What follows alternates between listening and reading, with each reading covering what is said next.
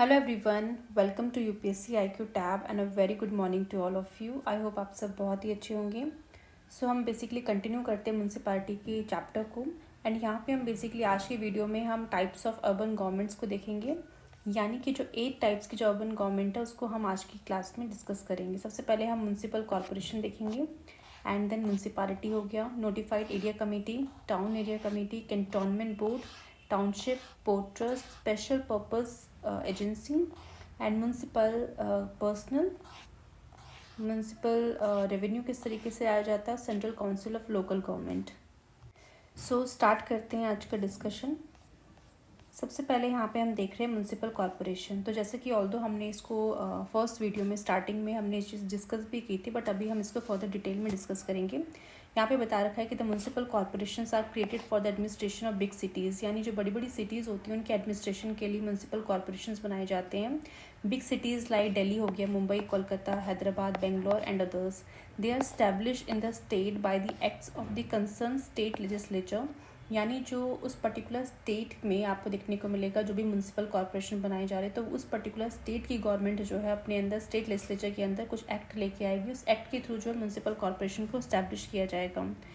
तो ये तो हम बात कर रहे हैं स्टेट में। वही हम बात करें यूनियन टेरिटरीज़ में, तो यूनियन टेरिटरीज़ में अगर आपको म्यूनसिपल कॉरपोरेशन को इस्टेब्लिश करना है तो उसके लिए जो एक्ट लाने का काम है पार्लियामेंट का है, ठीक है।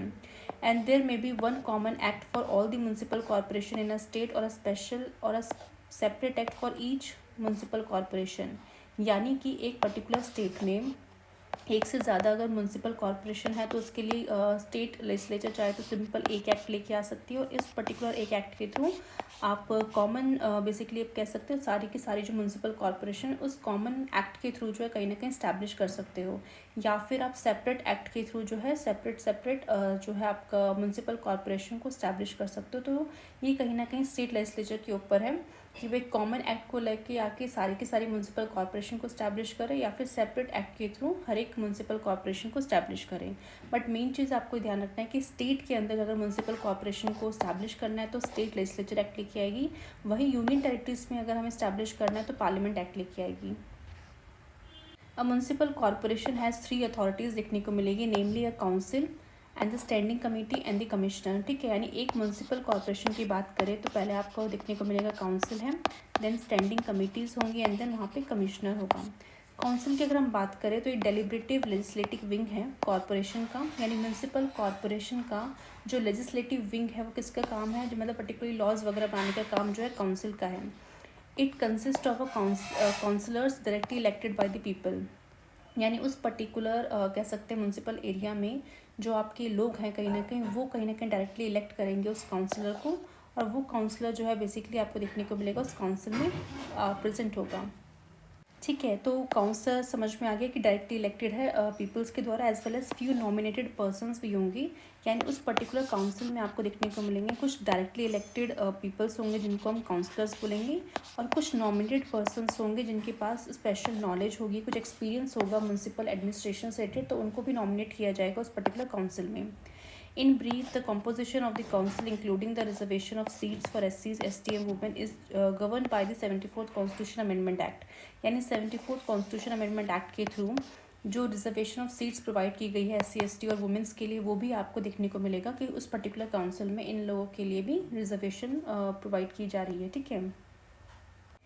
नेक्स्ट आपका है कि द काउंसिल को हेड कौन करेगा, आपके मेयर हेड करेंगे, एंड उसको असिस्ट करने के लिए डिप्टी मेयर होंगी। He is elected in a majority of the state for a 1 year renewable term, यानी कि बेसिकली आपको देखने को मिलेगा 1 साल का रिन्यूएबल टर्म होगा मेयर का। And he is basically ornamental figure and formal head है कॉरपोरेशन का।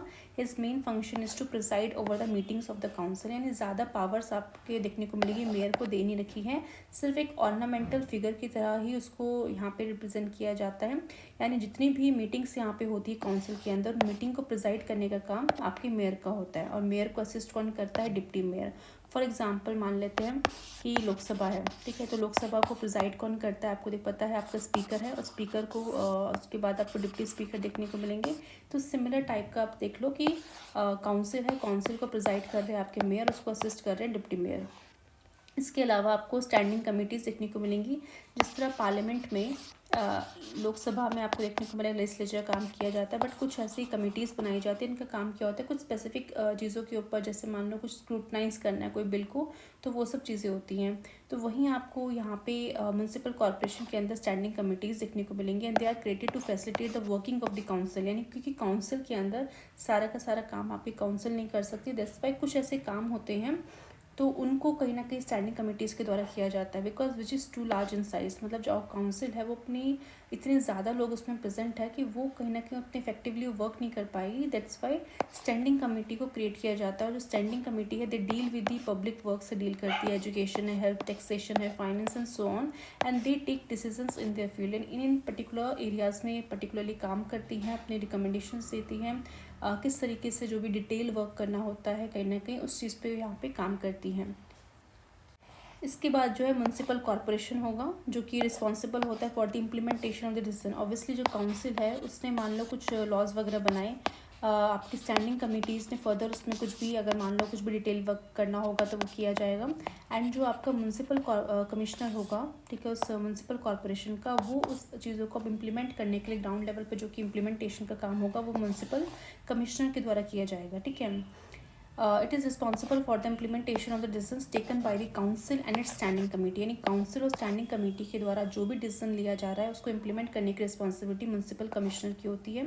दस he is a chief executive authority होती है कॉर्पोरेशन में, he is appointed by the state government, appoint करते हैं, generally it is a member of IAS, यानी जो आपका इंडियन एडमिनिस्ट्रेटिव सर्विस होती है उसमें से उन्हीं में से जो है किसी एक पर्सन को, एक IAS को एज अ म्यूनसिपल कॉर्पोरेशन की तरह अपॉइंट किया जाता है बाय द स्टेट गवर्नमेंट के द्वारा, और उसका मेन काम क्या है कि वो चीज़ों को इम्प्लीमेंट करेगा जो डिसीजंस जो है काउंसिल और स्टैंडिंग कमेटी के द्वारा लिए गए हैं। सो यहाँ पे आपको I hope municipal corporation clear होगा। नेक्स्ट हम चलते हैं म्यूनसिपालिटीज़ पे। म्यूनसिपालिटीज़ बेसिकली इस्टेब्लिश की जाती है for the administration of towns and smaller cities, तो यानी कि जो आपका म्यूनसिपल कॉर्पोरेशन था वो बिग सिटीज़ के लिए, जबकि म्यूनसिपालिटी स्मॉलर जो टाउन हो गया, स्मॉलर सिटीज़ जो होती है उनके एडमिनिस्ट्रेशन के म्यूनसिपालिटीज़ को बनाया जाता है। Like the corporations, they also set up in the state by the act of the concerned state legislature and in union territories by the act of parliament, यानी कि स्टेट के अंदर अगर आपको म्यूनसिपालिटी सेटअप करनी है तो वहाँ पे स्टेट लेजिस्लेचर एक पर्टिकुलर एक्ट लेके आएगी, उस एक्ट के थ्रू जो म्यूनसिपालिटीज़ को स्टैब्लिश किया जाएगा। अगर यूनियन टेरिटरी में अगर स्टैब्लिश करना है तो पार्लियामेंट के एक्ट के थ्रू किया जाएगा। And they also known by the various other name से जो है इसको जाना जाता है, कुछ कई जगह पे से म्यूनसिपल कॉर्पोरेशन बोलते हैं, कहीं पे म्यूनसिपल कमेटी, म्यूनसिपल बोर्ड हो गया, borough municipality, city municipality and others, तो डिफरेंट डिफरेंट नेम से इसको जाना जाता है। बट मेन चीज़ यही है कि स्मॉलर सिटीज़ के लिए जो है, टाउन्स वगैरह के एडमिनिस्ट्रेशन के लिए इसको बनाया जाता है। Like a municipal corporation, municipality also has a 3 authorities आपको देखने को मिलेगी। सबसे पहले काउंसिल होगा, देन स्टैंडिंग कमेटी होगी, नीचे आपका चीफ एग्जीक्यूटिव ऑफिसर होगा। The council is a deliberative and legislative wing होगा म्यूनसिपालिटी का, एंड कंसिस्ट ऑफ काउंसिलर्स होंगे जो कि डायरेक्टली इलेक्टेड होंगे बाय द पीपल, यानी उस पर्टिकुलर एरिया में जो भी लोग हैं वो वहाँ पे इलेक्शन के थ्रू उस काउंसलर को इलेक्ट करेंगे।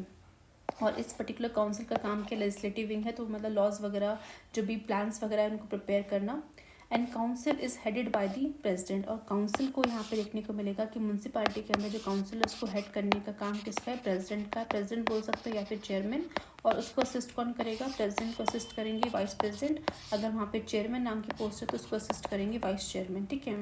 तो यहाँ पे ये चीज़ आपको क्लैरिटी है कि म्यूनसिपल कॉर्पोरेशन में आपकी काउंसिल है, उसके अंदर काउंसलर्स है, काउंसलर को कौन आपके असिस्ट कर रहा है, हेड कर रहा है आपके मेयर, और उनके असिस्ट कर रहा है डिप्टी मेयर। वहीं अपने म्यूनसिपालिटीज़ की बात करें तो आपकी काउंसिल है, काउंसिल के अंदर आपको इलेक्टेड काउंसलर्स मिलेंगे, उनको हेड करने का काम किसका है, प्रेसिडेंट का या फिर चेयरमैन का। उनको असिस्ट कौन कर रहे हैं, वाइस प्रेसिडेंट या फिर vice chairman.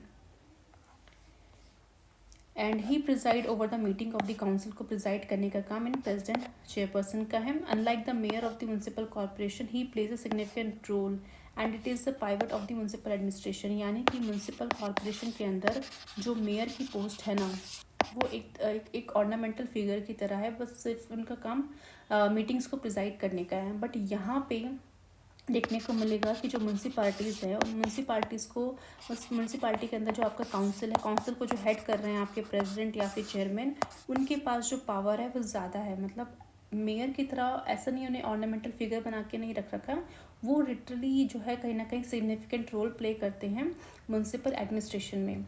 Apart from presiding over the meetings of the council he enjoy executive power, यानी कि मीटिंग्स को देखो, काउंसिल की जो भी मीटिंग्स होगी उनको प्रिजाइड किया जाएगा प्रेसिडेंट के द्वारा, चेयरमैन के द्वारा, ठीक है, प्रेसिडेंट बोलो या फिर चेयरमैन बोलो, बट इसके अलावा कुछ एग्जीक्यूटिव पावर्स भी उन्हें दे रखी हैं। बट अगर हम बात करें म्यूनसिपल कॉरपोरेशन की, तो म्यूनसिपल कॉरपोरेशन में जो आपके मेयर है उनको सिर्फ और सिर्फ प्रिजाइडिंग पावर मिल रही है, कोई भी एग्जीक्यूटिव पावर्स नहीं मिली।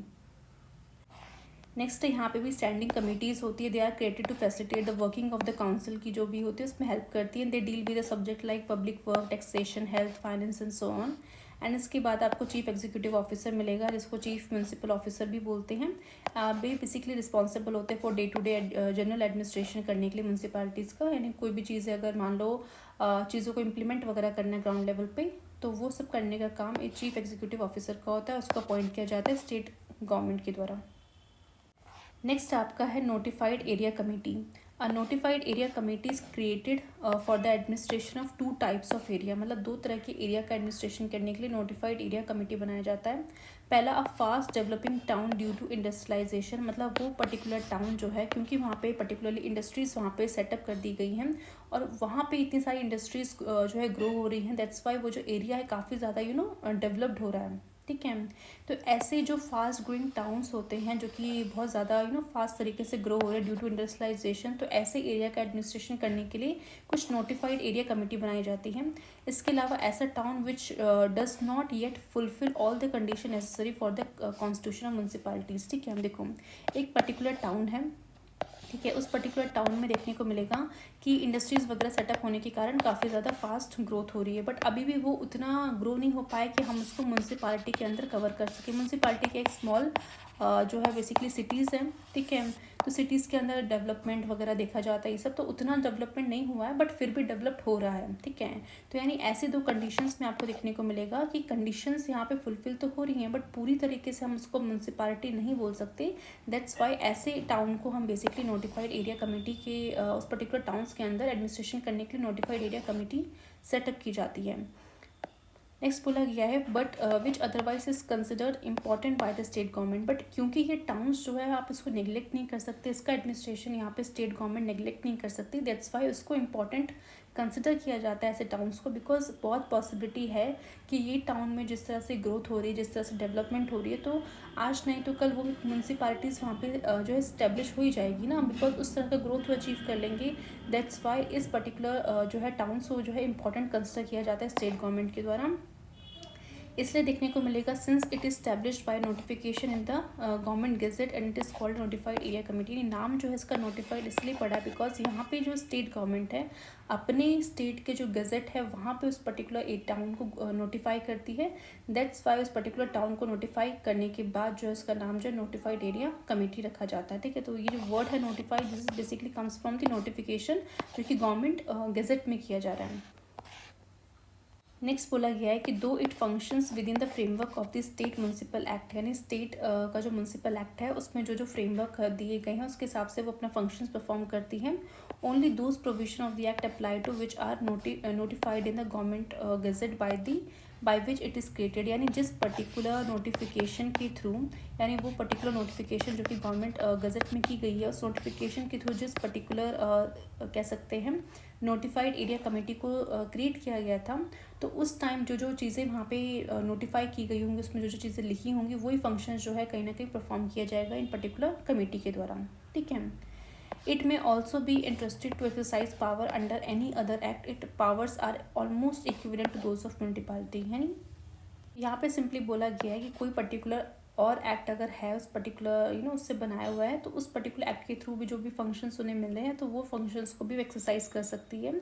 एंड इसकी जो पावर है आप इक्विवेलेंट ही रखोगे म्यूनसिपालिटी की जो पावर होती है, ठीक है। But unlike the municipality it is entirely nominated body होती है, तो यानी म्यूनसिपालिटी में आपको देखने को मिलेगा इलेक्टेड रिप्रेजेंटेटिव भी होते हैं वहाँ पे, बट ये पूरी तरह से एंटायरली मतलब पूरी तरीके से नॉमिनेटेड बॉडी होती है। That is all the members of notified area committee including the chairman are nominated by the state government, ठीक है। चाहे मेंबर हो, चाहे वो चेयरपर्सन हो, चेयर मेंबर हो, उस पर्टिकुलर नोटिफाइड एरिया कमेटी के अंदर उन सबको नॉमिनेशन के थ्रू लाया जाता है by the state government. Thus it is neither a elected body nor a statutory body. Elected body इसलिए नहीं है बिकॉज यहाँ पे कोई इलेक्शन नहीं किया जा रहा, मतलब जो भी मेंबर्स या चेयरमैन यहाँ पे आ रहे हैं वो किसी इलेक्शन के थ्रू नहीं आ रहे हैं, उनको जनता बेसिकली डायरेक्टली इलेक्ट नहीं कर रही, दैट्स वाई वो इलेक्टेड बॉडी नहीं है। स्टैट्यूटरी बॉडी नहीं है बिकॉज यहाँ पे कोई पर्टिकुलर एक्ट नहीं पास किया गया है स्टेट गवर्नमेंट के द्वारा, सिंपली एक एग्जीक्यूटिव नोटिफिकेशन के थ्रू एक गैजेट में जो है नोटिफाई कर दिया गया है कि भाई ये पर्टिकुलर जो है यहाँ पे नोटिफाइड, इस पर्टिकुलर टाउन में नोटिफाइड एरिया कमेटी बनाई जाएगी और उसकी ये फंक्शंस होंगी।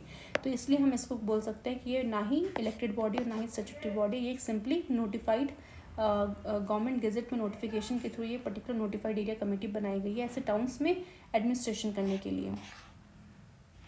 नेक्स्ट आपका है town area committee. A town area committee setup for the administration of a small town, and छोटे छोटे टाउन्स होते हैं उनका एडमिनिस्ट्रेशन करने के लिए टाउन एरिया कमेटी को बनाया जाता है। It is semi municipal authority है and it is interested with a limited number of civic function, है बहुत कम सिविक फंक्शंस दिए गए हैं कमेटी को परफॉर्म करने के, लाइक कुछ ड्रेनेज वगैरह कुछ काम हो गया, रोड्स है, स्ट्रीट लाइटिंग है, कंजर्वेंसी है। कंजर्वेंसी बेसिकली आप जो भी इन्वायरमेंट को कंजर्व करने के जो भी प्लान्स वगैरह लेके आते हैं वो उसके अंडर आता है। And it is created bye separate act of state legislature. याद रखना कि स्टेट लेजिस्लेचर के द्वारा एक एक्ट निकाला जाता है, उस एक्ट के थ्रू उस पर्टिकुलर कमेटी को बनाया जाता है। It's composition, functions and other matters are govern by the act, यानी उस पर्टिकुलर एक्ट के द्वारा जब उस पर्टिकुलर कमेटी को बनाया जा रहा है तो उस एक्ट में उसके फंक्शंस लिखे होंगे कि भाई ये फंक्शंस परफॉर्म करेगी, या फिर और भी चीज़ें और भी मैटर्स वहाँ पे लिखे जाएंगे, उस हिसाब से उसको कहीं ना कहीं काम करना है, ठीक है। It may be Holi elected हो सकती है या फिर होली नॉमिनेटेड हो सकती है बाय द स्टेट गवर्नमेंट, और पार्टली इलेक्टेड और पार्टली नॉमिनेटेड। अगेन ये स्टेट गवर्नमेंट की डिस्क्रिप्शन के ऊपर है कि वो इस पर्टिकुलर टाउन एरिया कमेटी को पूरी तरीके से इलेक्टेड बॉडी बनाए, कि यहाँ पे जो भी है डायरेक्टली इलेक्टेड हो, या फिर पूरी तरह से वो सारी के सारे नॉमिनेटेड पर्सनस हो सकते हैं, पार्टली इलेक्टेड हो सकते हैं और पार्टली नॉमिनेटेड हो सकते हैं। तो अगेन स्टेट गवर्नमेंट डिसाइड करेगी। The Rural Urban Initiative Committee 1963-66 headed by A.P. Jain recommended that small town area committee should be merged with the Panchayati Raj institution की तरह मर्ज कर दो। मतलब जो पंचायती राज इंस्टीट्यूशन जो वर्क करते हैं आपके डिस्ट्रिक्ट लेवल पे, इंटरमीडिएट लेवल पे और विलेज लेवल पे, तो उनके साथ इनको मर्ज कर देना चाहिए to avoid municipality in the pattern of local bodies, ठीक है। बिकॉज कहीं ना कहीं जो स्मॉल टाउन है उनका जो एडमिनिस्ट्रेशन किया जा रहा है और म्यूनसिपैलिटी जो पंचायत राज के जो एडमिनिस्ट्रेशन किया जा रहा है, तो उनके एरियाज़ कहीं ना कहीं आप देख सकते हो इस तरीके से होंगे कि उसको वहाँ पे रिकमेंड किया गया है कमेटी के द्वारा कि आप इस पर्टिकुलर जो एरिया है, क्योंकि इतना भी डेवलप नहीं हुआ है कि हम उसको म्यूनसिपैलिटी कंसिडर नहीं कर सकते, बट इस तरीके से अगर हम इनके काम को, इन कमिटीज़ को कहीं ना कहीं मर्ज कर देंगे तो अच्छे से और ज़्यादा इसको अच्छी तरह से एडमिनिस्टर किया जा सकता है। एंड मेन चीज़ ये होगा कि जो मल्टीसिप्लिटी है, यानी जो चीज़ें आप देख सकते हो किस तरीके से कि पंचायत एरिया भी जिस पर्टिकुलर एरिया में काम कर रही है और जो स्मॉल टाउन एरिया जिस पर्टिकुलर इसमें एरिया में काम कर रहे हैं, तो उन दोनों का वर्क कहीं ना कहीं कोइंसाइड कर रहा होगा। दैट्स वाई जो मल्टीपल यहाँ पे चीज़ें हो रही है ना, उनको अवॉइड करने के लिए आपको इम्पॉर्टेंट है कि इन दोनों को मर्ज कर देना चाहिए। नेक्स्ट आपका है cantonment board. Cantonment board establish किया जाता है for municipal administration for civilian population the cantonment area. तो ये चीज़ हमने पहले भी डिस्कस की थी कि किस तरीके से जो कैंटोनमेंट एरिया है वहाँ पे जो सिविलियन पॉपुलेशन है उनको एडमिनिस्ट्रेशन करने के लिए आपको कैंटोनमेंट बोर्ड बनाया जाता है, और इसको सेटअप किया गया under the provisions of the cantonment act of 2006। यानी गवर्नमेंट के द्वारा कैंटोनमेंट एक्ट लाया गया था 2006 में। उस पर्टिकुलर एक्ट के जो भी प्रोविजंस है उसके हिसाब से इसको सेटअप किया जाता है, और ये लेजिस्लेशन कौन लेके आई थी? Central government. Cantonment area delimited area होते हैं where the military forces and troops are permanently stationed. मतलब ऐसे एरियाज है जहाँ पे मिलिट्री की जो भी फोर्सेज होगी, उनके जो ट्रूप्स होंगे परमानेंटली वहीं पे स्टेशन किए जाते हैं, और वहाँ पे कहीं ना कहीं जो ऐसे मिलिट्री पर्सनल्स हैं उनकी फैमिलीज़ वगैरह भी वहाँ रहती हैं, तो जो भी सिविलियन पॉपुलेशन वहाँ पे है तो उनको किस तरीके से फैसिलिटीज़ प्रोवाइड करनी है, ठीक है, ये सब काम देखने का आपका कैंटोनमेंट बोर्ड की रिस्पॉन्सिबिलिटी होती है। तो cantonment act of 2006 was enacted to consolidate and amend the law related to the administration of cantonment with a view to impart greater democratization देना है, इम्प्रूवमेंट करना है दे फाइनेंशियल बेस को, to make provisions for development activities and for the matters connected with them. And this particular act जो है cantonment act of 2006, इसने repeal कर दिया था कैंटोनमेंट एक्ट ऑफ 1924। अभी जो कैंटोनमेंट एक्ट है 1924 आप जानते हो ब्रिटिश गवर्नमेंट के टाइम पे आया था, और इसके फीचर्स क्या है वो भी हमने फर्स्ट वीडियो जो थी इस पर्टिकुलर चैप्टर की उसमें हमने डिस्कस कर लिया था। अगर कोई डाउट हो तो आप फर्स्ट वीडियो को एक बार विजिट कर सकते हो। तो सिंपली ये जो एक्ट लेके आई है सेंट्रल गवर्नमेंट, इसने कहीं ना कहीं जो कैंटोनमेंट बोर्ड है उनको ज़्यादा से ज़्यादा पावर देने की कोशिश की है ताकि ज़्यादा से ज़्यादा डेमोक्रेटाइजेशन हो सके उनका, और फाइनेंशियल बेस जो उनका इम्प्रूव हो सके ताकि वो ज़्यादा से ज़्यादा एरियाज़ में काम कर सकें। और मेन जो आपका पुराना जो एक्ट था उसको भी रिपील कर दिया गया इस पर्टिकुलर एक्ट ने। नेक्स्ट यहाँ पे है कि it works under the administration control of the defence ministry of the centre government, यानी सेंटर गवर्नमेंट के अंदर जो डिफेंस मिनिस्ट्री है उसके एडमिनिस्ट्रेटिव कंट्रोल के अंदर एक कैंटोनमेंट बोर्ड काम करते हैं। दस unlike the above 4 types of urban local bodies जो अभी तक हमने देखी है, सबसे पहले हमने म्यूनसिपल कॉरपोरेशन देखा, देन म्यूनसिपालिटीज़ देखा, देन नोटिफाइड कमेटी देखा, एंड आपका जो है टाउन एरिया कमेटी देखा। तो ये जो 4 तरह की जो हमने अर्बन लोकल बॉडीज़ देखी है जिसको क्रिएट करने की जो रिस्पॉन्सिबिलिटी यानी एडमिनिस्ट्रेट और क्रिएट किया जाता है बाय द स्टेट गवर्नमेंट, यानी स्टेट गवर्नमेंट ही उसको क्रिएट करेगी और वही उसको एडमिनिस्ट्रेशन भी करेगी। बट यहाँ पे जो हम बात कर रहे हैं कैंटोनमेंट बोर्ड का, इसको क्रिएट भी कौन करता है, सेंटर गवर्नमेंट, और इसको एडमिनिस्ट्रेशन भी कौन करेगा, सेंटर गवर्नमेंट। तो ये सबसे इंपॉर्टेंट पॉइंट है जिससे आपको ध्यान में रखना है। नेक्स्ट यहाँ बोला जा रहा है at present 2019 there are 62 cantonment boards हैं हमारी कंट्री के अंदर, and they are grouped into 4 categories on the basis of civil population के हिसाब से उन्हें 4 कैटेगरीज में डिवाइड किया गया है। अगर हम बात करें 4 कैटेगरीज की, तो सबसे फर्स्ट कैटेगरी में आपको देखने को मिलेगा अबव 50,000, मतलब वो हैं जिसमें 50,000 से ज़्यादा सिविल पॉपुलेशंस हैं। सेकेंड कैटेगरी में आपको देखने को मिलेगा 10,000 से 50,000 के बीच में पॉपुलेशन होगी। थर्ड कैटेगरी में आपका 2500 से लेके 10,000 के बीच की पॉपुलेशन होगी, एंड फोर्थ कैटेगरी में आपकी बिलो 2500 होगी। ठीक है, तो ये 4 कैटेगरीज आपको ध्यान में रखनी है। First category above 50,000 population, second category में 10,000 से लेके 50,000 है, थर्ड कैटेगरी में 2500 से लेके 10,000 है, और फोर्थ कैटेगरी में बिलो 2500 है। नेक्स्ट यहाँ पे बोला गया है कि ये कैंटोनमेंट बोर्ड कंसिस्ट करते हैं, पार्टली इलेक्टेड होते हैं, कुछ इलेक्टेड होते हैं यहाँ पे मेंबर्स, और कुछ नॉमिनेटेड मेंबर्स होते हैं। इलेक्टेड मेंबर्स जो है होल्ड करते हैं office for a term of 5 years, यानी 5 साल का टर्म उनका होता है। वहीं हम बात करें नॉमिनेटेड मेंबर्स की, तो बेसिकली एक्स ऑफिशियल मेंबर्स होते हैं जो कंटिन्यू करते हैं so long as they hold office in that station, यानी जब तक वो वहाँ पे हैं, जब तक वो काम कर तब तक वो कंटिन्यू करते रहेंगे। The military officer commanding the station is x official president होता है इस बोर्ड का, यानी इस पर्टिकुलर कैंटोनमेंट बोर्ड का अगर पूछे कि प्रेसिडेंट कौन है, तो जो मिलिट्री ऑफिसर होगा कमांडिंग स्टेशन का, ठीक है, मतलब उस पर्टिकुलर स्टेशन का जो मिलिट्री ऑफिसर होगा वो उसका एक्स ऑफिशियल प्रेसिडेंट बन जाएगा कैंटोनमेंट बोर्ड का, एंड वो प्रिजाइड करेगा सारी की सारी मीटिंग्स जो भी कैंटोनमेंट बोर्ड की, वो मिलिट्री ऑफिसर प्रिजाइड करेगा। द वाइस प्रेसिडेंट जो होगा बोर्ड का, उसको इलेक्ट किया जाएगा by the elected members from amongst themself for a term of 5 year, यानी क्योंकि इस कैंटोनमेंट बोर्ड के अंदर कुछ इलेक्टेड मेंबर्स भी हैं, तो उन इलेक्टेड मेंबर्स में से कोई एक मेंबर को एज अ वाइस प्रेसिडेंट यहाँ पे चुन लिया जाएगा, और उसका टर्म जो होगा 5 साल तक का होगा।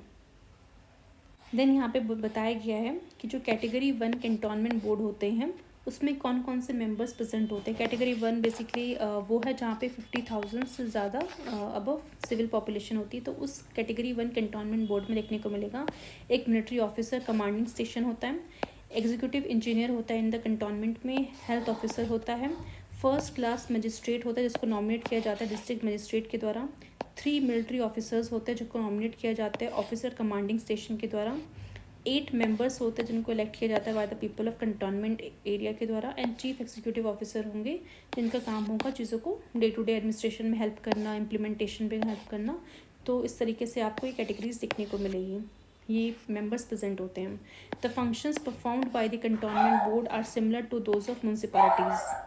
ठीक है, तो जो फंक्शंस एक म्यूनसिपैलिटी परफॉर्म करती है सेम फंक्शंस जो है कैंटोनमेंट बोर्ड भी परफॉर्म करते हुए नजर आएगा, and these are statutory categorized into obligatory functions and discretionary functions, यानी कुछ ऐसे फंक्शंस होंगे जो ऑब्लिगेटरी होंगे जिन्हें करने होंगे, कुछ ऐसे होंगे वो डिस्क्रिशनरी होंगे, उनके ऊपर वो ऑप्शनल है, कर भी सकते हैं नहीं।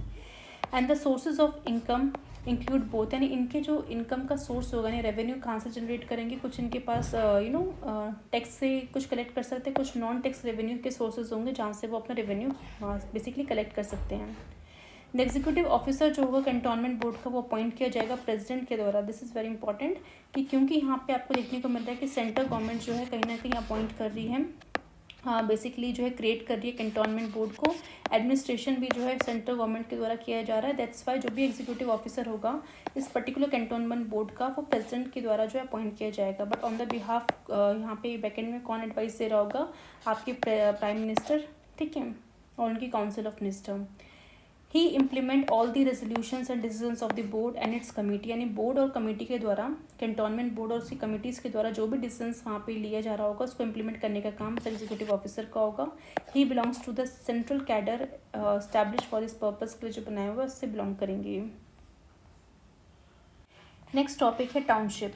This type of urban government establish किया जाता है by the large public enterprise के द्वारा to provide civic amenities to its staff and workers who live in the housing colonies built near the plant.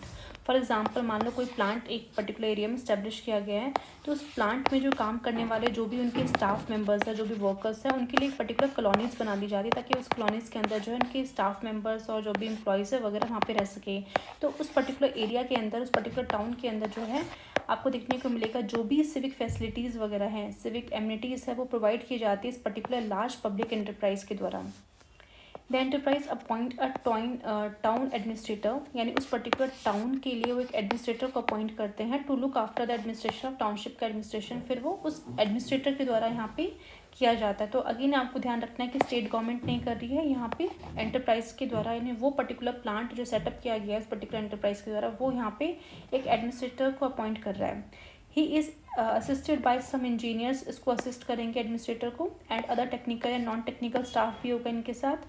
दस the township form of urban government has no elected members यहाँ पे present नहीं है, ठीक है, because it's like कि उस plant को वहाँ पे एक बड़े से एंटरप्राइज ने मतलब सेटअप किया है, और उसको एडमिनिस्ट्रेट करने के लिए उसके पूरे टाउन जो है जहाँ पे वो पर्टिकुलर कॉलोनीज में लोग रहते हैं उसको एडमिनिस्ट्रेट करने के लिए एक एडमिनिस्ट्रेटर को वहाँ पे अपॉइंट कर दिया गया है उस एंटरप्राइज के द्वारा ही। और उस एडमिनिस्ट्रेटर को जो है हेल्प की जाएगी, उसके साथ कुछ इंजीनियर्स भी होंगे, कुछ टेक्निकल स्टाफ होगा, कुछ नॉन टेक्निकल स्टाफ होगा, उसके हेल्प से जो है पूरे टाउन का एडमिनिस्ट्रेशन किया जाएगा। तो यहाँ पे कोई भी इलेक्टेड मेंबर्स प्रेजेंट नहीं होंगे। In fact it is extension of the bureaucratic structure of the enterprise. Next आपका है port trust. Port trust are establish in port area, जैसे कि हमने बात की थी, जो पोर्ट एरियाज़ होते हैं, जो आपके मेजर पोर्ट्स है, जो आपकी कोस्ट लाइन है वहाँ पे वेस्ट और ईस्ट में, तो वहाँ पे पोर्ट के लिए उनका एडमिनिस्ट्रेशन करने के लिए पोर्ट ट्रस्ट बनाया जाता है। जैसे मुंबई है, कोलकाता है, चेन्नई है, so on. For two purposes होते हैं बेसिकली इसको बनाने का। पहला कि मैनेज करना है, प्रोटेक्ट करना है हमें पोर्ट्स को, ठीक है, और साथ ही साथ सिविक एमिनिटीज़ प्रोवाइड करनी है वहाँ पे जो भी एम्प्लॉयज़ वगैरह रह रहे हैं। Port trust is created by an act of parliament, यानी पार्लियामेंट एक एक्ट पास करके जो है एक पोर्ट ट्रस्ट बनाता है, and it consist both elected and nominated members, दोनों यहाँ पे प्रेजेंट होते हैं। Its chairman is an official होता है, and its civics function are more or less similar होते हैं। जैसे म्यूनसिपैलिटीज़ के पास जो भी फंक्शंस होते हैं परफॉर्म करने का, वही फंक्शंस यहाँ पे पोर्ट ट्रस्ट के पास भी होगा। देन आपका है special purpose agency. In addition to these 7 area based urban bodies, यानी ये जो अभी हमने अर्बन बॉडीज़ पढ़ी हैं ये बेसिकली एरिया बेस्ड थी, ठीक है। ये जो 7 हमने अभी अर्बन बॉडीज़ के बारे में स्टडी किया है, एरिया बेस्ड बॉडी बनाई हुई थी, जबकि ये स्पेशल पर्पस एजेंसी कोई एरिया बेस्ड बॉडी नहीं होगी, स्पेसिफिक टास्क इसको दिया जाएगा परफॉर्म करने के लिए, ठीक है।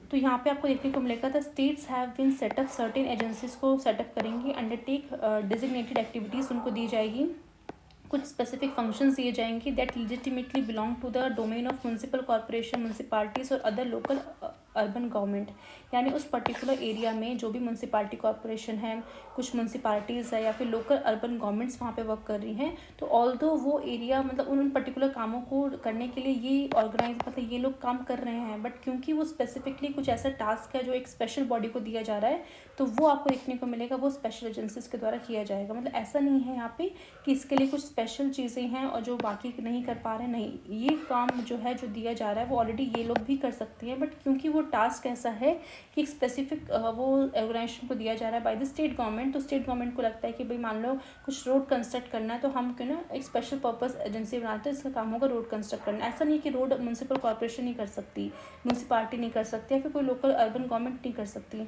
बट बेसिक चीज़ ये है कि कुछ स्पेशलाइज चीज़ करना चाहते हैं, दैट्स वाई वो स्पेशल पर्पस एजेंसी बनाया जाती है। In other words these are function based, यानी इसका जो काम है वो फंक्शन बेस्ड ना कि एरिया बेस्ड। एरिया बेस्ड हमने देख लिया, म्यूनसिपल कॉर्पोरेशन थी, म्यूनसिपालिटीज़ थी, नोटिफाइड एरिया कमेटी थी, टाउन एरिया कमेटी थी, टाउनशिप था आपका, देन पोर्ट ट्रस्ट होगा, ये सब क्या एरिया बेस्ड अर्बन बॉडीज़ है, बट कि जबकि हम बात करें स्पेशल पर्पस एजेंसी ये फंक्शन बेस्ड है, not the area based, and they are known as a single purpose के लिए आप कह सकते हो, सिंगल पर्पस के लिए इसको बनाया जाता है, यूनिपर्पस हो गया, स्पेशल पर्पस कह सकते हैं। फंक्शन लोकल बॉडीज़ होती हैं, and such bodies are for example town improvement trust हो गया, अर्बन डेवलपमेंट अथॉरिटीज़ है, वाटर सप्लाई सीवेज बोर्ड्स है, हाउसिंग बोर्ड्स है, पॉपुलेशन कंट्रोल बोर्ड्स है, इलेक्ट्रिसिटी सप्लाई बोर्ड्स है, सिटी ट्रांसपोर्ट बोर्ड्स है। तो ये जो देखो जो एरिया में काम कर रही है, ट्रांसपोर्ट हो गया आपका, और उसके बाद देखने को मिलेगा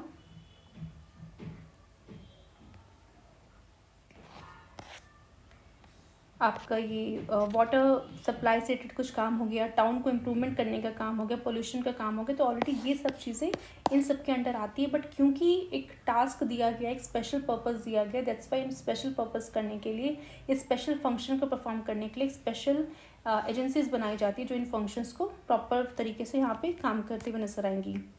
These functional local bodies are established as a statutory body by the act of the state legislature or a department by an executive resolution। यानी कि स्टेट लेजिस्लेचर के द्वारा कोई एक्ट पास करके इन फंक्शनल लोकल बॉडीज़ को establish किया जाता है, या फिर एग्जीक्यूटिव रेजोल्यूशन के द्वारा भी इसको बनाया जाता है। दे फंक्शन एज ऑटोनोमस बॉडी, यानी ऐसा नहीं किसी के अंडर काम करे, नहीं, ऑटोनोमस बॉडी की तरह फंक्शन करते हुए नजर आएंगी। And they deal with the functions allotted to them independently to the urban local body, urban local government, that is the municipal corporation or municipalities and so forth। thus they are not subordinate agencies to the local municipal bodies। यानी वहाँ पे जो जो local municipal bodies वहाँ पे काम कर रही है, जो जो लोकल अर्बन गवर्नमेंट्स वहाँ पे काम कर रही हैं, उनके सबॉर्डिनेशन में नहीं है, वो अपना अलग काम करते हुए चल रहे हैं। बट ये जो स्पेशल पर्पस है उनका अपना काम है, तो वो एक ऑटोनॉमस बॉडी है, वो इंडिपेंडेंटली काम करेगी, किसी के सबॉर्डिनेशन पे काम नहीं करेगी। ओके, तो ये हमने स्पेशल पर्पस एजेंसी के फीचर्स देख लिए। नेक्स्ट टॉपिक है municipal personnel. There are 3 types of municipal personnel systems देखने को मिलेगा इंडिया में। The personnel working in urban government में belong to any one or all the 3 types.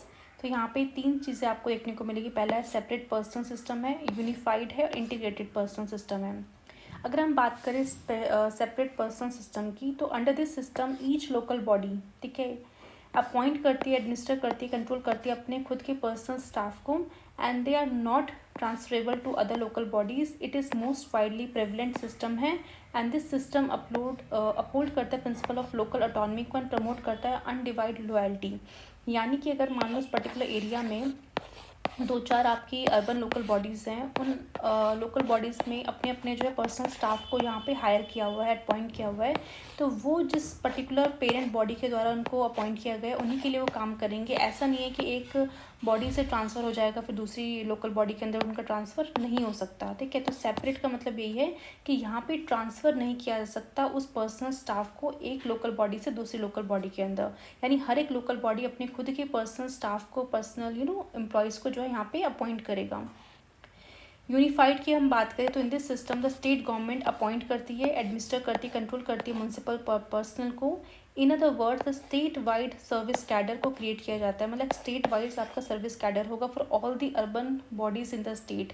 यानी मान लो उत्तर प्रदेश है, उत्तर प्रदेश के अंदर जो भी अर्बन बॉडीज़ आ रही हैं, उन अर्बन बॉडीज़ में जो भी पर्सनल स्टाफ की ज़रूरत है तो उसके लिए कैडर वहाँ पे बना दिया जाएगा, एंड उस कैडर के हिसाब से जो है वहाँ पे उन लोगों को अपॉइंटमेंट होगी। और एक बार अगर उनको अपॉइंटमेंट कर दिया तो आप किसी भी लोकल बॉडी के अंदर उनका ट्रांसफ़र कर सकते हैं, बिकॉज आपने क्या किया है, एक सिंगल कैडर के थ्रू उनका अपॉइंटमेंट किया है, तो दैट्स वाई उनका ट्रांसफरेबल यहाँ पे पॉसिबल है। तो they are transferable between the local bodies in the state, यानी उस पर्टिकुलर स्टेट के अंदर जो भी लोकल बॉडीज़ है उनमें वो ट्रांसफ़र हो सकते हैं। दिस सिस्टम प्रेवलेंट आपको देखने को मिलेगा। आंध्र प्रदेश ये सिस्टम फॉलो करता है, तमिलनाडु है, उत्तर प्रदेश है, राजस्थान है, Madhya Pradesh and so on. Next है इंटीग्रेटेड पर्सनल सिस्टम। क्या होते हैं? Under this system the personal of the state government and those of the local bodies form part of the same service. In other words, the municipal personnel are the members of the state service and they are transferable not only between the local bodies in the state but also the local bodies and department of the state government. Thus, there is no distinction between the local civil service and the state civil service. This system is prevalent in Odisha, Bihar, Karnataka, Punjab, Haryana and others. तो integrated में basically आपको देखने को मिल रहा है कि यहाँ पे स्टेट गवर्नमेंट जो है इस तरीके से सर्विस कैडर यहाँ पे बनाती है कि यहाँ पे जो भी पर्सनल स्टाफ को यहाँ पे रिक्रूट किया जाता है वो बेसिकली सिर्फ लोकल सर्विस सिविल सर्विस के लिए नहीं होता, बेसिकली स्टेट की सिविल सर्विस पे भी यहाँ पे सर्व कर सकता है। यानी कि they are transferable not only the local bodies in a state but also the local bodies and department of the state government में भी उन पर्सनल स्टाफ को हम पे ट्रांसफ़र किया जा सकता है। इस तरीके से देखने को मिलेगा कि कोई डिस्टिंक्शन नहीं है यहाँ पे लोकल सिविल सर्विस में या फिर स्टेट सिविल सर्विस में। और ये सिस्टम आपको उड़ीसा, बिहार, कर्नाटका, पंजाब, हरियाणा ये सारे स्टेट्स फॉलो करते हुए नजर आएंगे। The various national level institution providing training to the municipal person के लिए आपको बहुत सारे नेशनल लेवल के इंस्टीट्यूशंस देखने को मिलेंगे जो कि बनाए गए हैं सो दैट वो ट्रेनिंग प्रोवाइड कर सके म्यूनसिपल पर्सनल को। सबसे पहले आपको देखने को मिलेगा all India institute of local self government Mumbai में बनाया गया था अराउंड 1927 में। एक प्राइवेट रजिस्टर्ड सोसाइटी थी। सेकंड है centre for urban and environment studies new Delhi में बनाया गया था 1967 में। And on the recommendations of Nuruddin Ahmed committee on training of municipal employees 1963-1965 पे। Regional centre for urban and environment studies Kolkata, Lucknow, Hyderabad and Mumbai में सेटअप किया गया था 1968 में। Again on the recommendations of Naruddin Ahmed Committee on Training of Municipal Employees 1963-1965, National Institute of Urban Affairs को establish किया गया था 1976 में। Human settlement management institute establish किया था 1985 में। तो ऑल्दो इतना इंपॉर्टेंट नहीं है बट सम ऑफ आपको याद रखना पड़ेगा कि इस तरीके से जो है नेशनल लेवल पे इंस्टीट्यूशंस बने हुए हैं जो म्यूनसिपल पर्सनल जो है यानी इन पर्सन की यहाँ पे बात करें इनको ट्रेनिंग प्रोवाइड करने का काम करते हैं। नेक्स्ट हम देखते हैं म्यूनसिपल रेवेन्यू यानी किन किन एरिया से वो रेवेन्यू जनरेट करते हैं। सबसे पहले हम बात करें टैक्स रेवेन्यू है यानी the revenue from the local taxes include the property tax हो गया, इंटरटेनमेंट टैक्स लगाया जाता है, tax on advertisement, professional tax है, वाटर टैक्स है, tax on animal, lighting tax है, पिलग्रिमेज टैक्स है, मार्केट टैक्स है, टोल ऑन न्यू ब्रिजेस के ऊपर है, ऑक्ट्रॉय है एंड सो ऑन है। तो ये सारे टैक्सेस जो है यहाँ पे लोकल अर्बन बॉडीज जो लगा सकती है उन टैक्सेस के थ्रू उनको कुछ ना कुछ रेवेन्यू मिलता है। In addition the municipal bodies impose करती है वेरियस सेस भी लगाती है लाइक लाइब्रेरी सेस है, एजुकेशन सेस है, बेगरी सेस है। ऑक्ट्रॉय बेसिकली क्या taxes on the entry of goods into a local area for consumption use of sale के लिए अगर मान लो कोई भी इस तरीके से गुड्स का एंट्री होता है तो वहाँ पे ऑक्ट्रॉय टैक्स लगाया जाता था बट क्योंकि अब जीएसटी इंप्लीमेंट हो गया तो ये सब चीज़ें अब आपको देखने को नहीं मिलेंगी which has been abolished in most of the state. Property tax is most important tax revenue जब जहाँ से सबसे ज़्यादा रेवेन्यू जो है कहीं ना कहीं लोकल बॉडीज़ को मिलता है। वहीं अगर हम बात करें नॉन टैक्स रेवेन्यू की, दिस सोर्स इंक्लूड करता है rent on municipal properties, fees, fine, royalty, profit and dividends, interest हो गया, यूजर चार्जेस है, मिसलेनियस रिसिप्ट है। The user charges that is a payment for public utilities के लिए जब आप पेमेंट करते हो वो हो जाता है जैसे कि बिजली का बिल वगैरह आप देते हो, पानी का बिल देते हो। Include water charges, sanitation charges, sewage charges and so on. यहाँ पे जो आपको देखने को मिलेगा रेंट ऑन म्यूनसिपल प्रॉपर्टीज़, तो यहाँ पे बेसिकली क्या होता है इनकम जनरेट की जाती है by the renting out properties own by the municipalities. मतलब ऐसी प्रॉपर्टी जो कहीं ना कहीं म्यूनसिपालिटी ओन करती है यानी जो लोकल गवर्नमेंट है वो ओन करती है उन प्रॉपर्टीज़ को जब रेंट पे दिया जाता है तो वहाँ से कुछ रेवेन्यू उनको मिल जाता है। एंड दीज प्रॉपर्टी इंक्लूड करती है कुछ कमर्शियल स्पेस हो गया, कम्युनिटी हॉल्स हो गया जहाँ पे शादी ब्याह वगैरह होता है, और कुछ रेजिडेंशियल बिल्डिंग्स होती है जो कि किसकी द्वारा ओन की जाती है, लोकल गवर्नमेंट के द्वारा। दैट्स वाई वो उस पर्टिकुलर पर्पज़ के लिए उनको रेंट पे देती है और वहाँ से रेवेन्यू वगैरह जनरेट करती है। फीस वगैरह देखने को मिलेगा, फीस चार्ज की जाती है लेविड फॉर स्पेसिफिक सर्विसेज के लिए आप फीस वगैरह लेते हो। फाइन्स देखने को मिलेगा, पेनल्टीज़ अगर कुछ लगाए जाते हैं, अगर किसी ने कुछ रूल्स को वायलेट किया है तो वहाँ पे पेनल्टी उन्हें भरना पड़ता है तो वहाँ से भी रेवेन्यू उनको मिल जाता है। ठीक है, रॉयल्टीज़ की बात करें तो रॉयल्टीज़ बेसिकली पेमेंट्स होती है made to the municipality for using its resources और एसेट्स को जब आप यूज़ करते हो तो रॉयल्टीज़ पे करते हो। Commonly they relate to the natural resources हो गया, इंटेलेक्चुअल प्रॉपर्टी जैसे कि हम जानते हैं।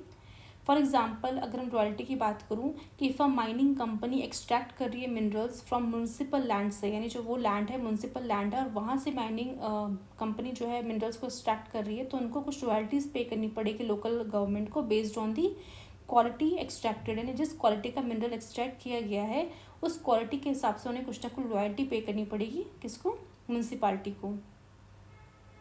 नेक्स्ट आपका है प्रॉफिट और डिविडेंड की बात करें तो म्यूनसिपालिटीज़ जो है इन्वेस्ट करती है बहुत सारी वेंचर्स में, वो अपने खुद के जो शेयर्स होते हैं in companies and any profit earn from these investment से जो भी उन्हें प्रॉफिट मिलता है वो कहीं ना कहीं उनका रेवेन्यू जनरेट करता है। फॉर एग्जांपल म्यूनसिपालिटी इन्वेस्ट कर रही है, लोकल यूटिलिटी कंपनी मान लो है, उसमें इन्वेस्ट किया उसने अपना पैसा एंड उसको डिविडेंड के रूप में रिसीव किया from the companies, profit become part of municipal revenue, part बन जाता है।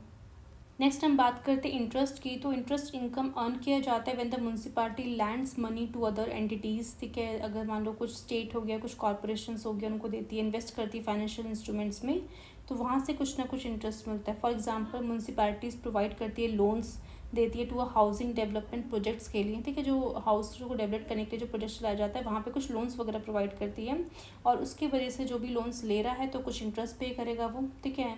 तो इंटरेस्ट पे किया जाता है बाय द प्रोजेक्ट डेवलपर्स के द्वारा, that becomes the non tax revenue बन जाते हैं म्यूनसिपैलिटीज़ का। यूज़र चार्जेस की हमने बात कर ही ली कि किस तरीके से जो भी सर्विसेज वगैरह प्रोवाइड की जाती है वहाँ से आपको देखने को मिलेगा, इलेक्ट्रिसिटी बिल हो गया वगैरह, तो वहाँ से कुछ चीज़ें मिलती हैं। नेक्स्ट यहाँ पे बोला गया मिसलेनियस रिसिप्ट में, तो this category include any other recurring income that does not fit मतलब nearly into the other classification.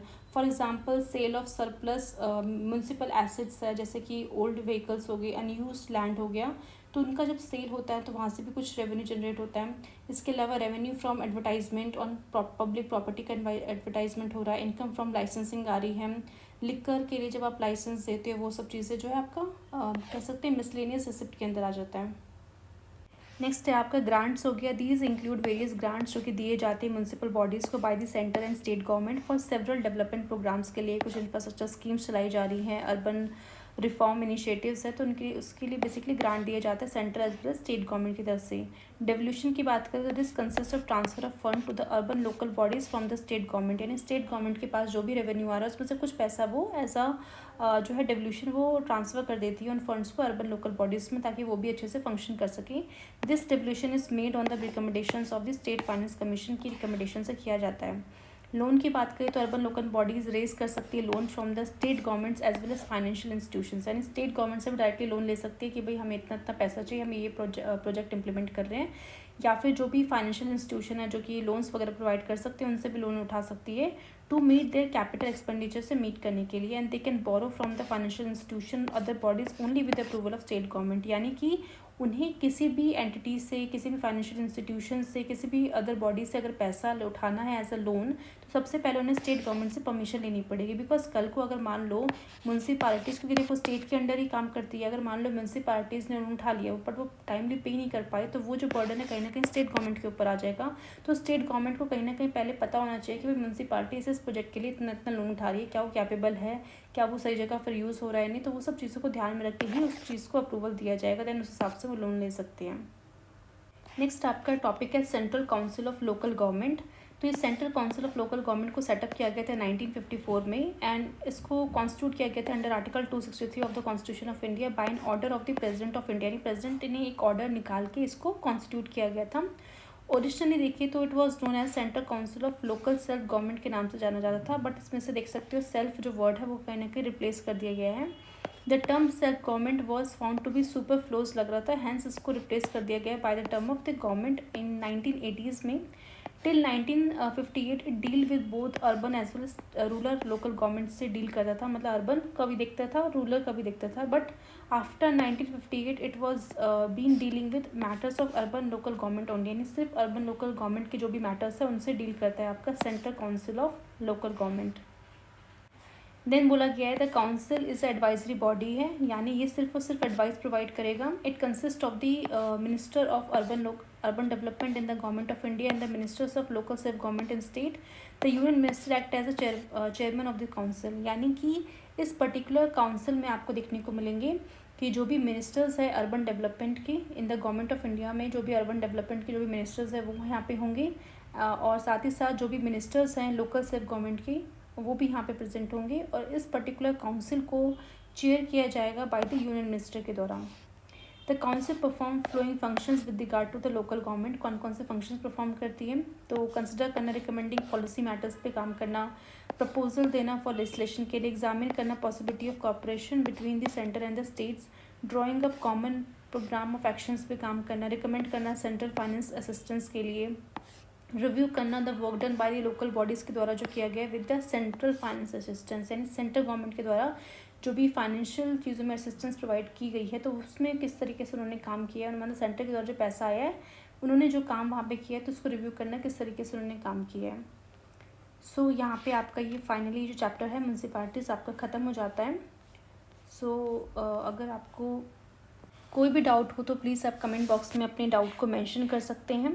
अगर आपको वीडियो अच्छी लगी तो प्लीज़ इस वीडियो को लाइक कीजिए, शेयर कीजिए और सब्सक्राइब कीजिए हमारे चैनल को। मिलते हैं नेक्स्ट वीडियो में, देन हम न्यू चैप्टर स्टार्ट करेंगे। आई थिंक यूनियन टेरिटरीज़ हैं।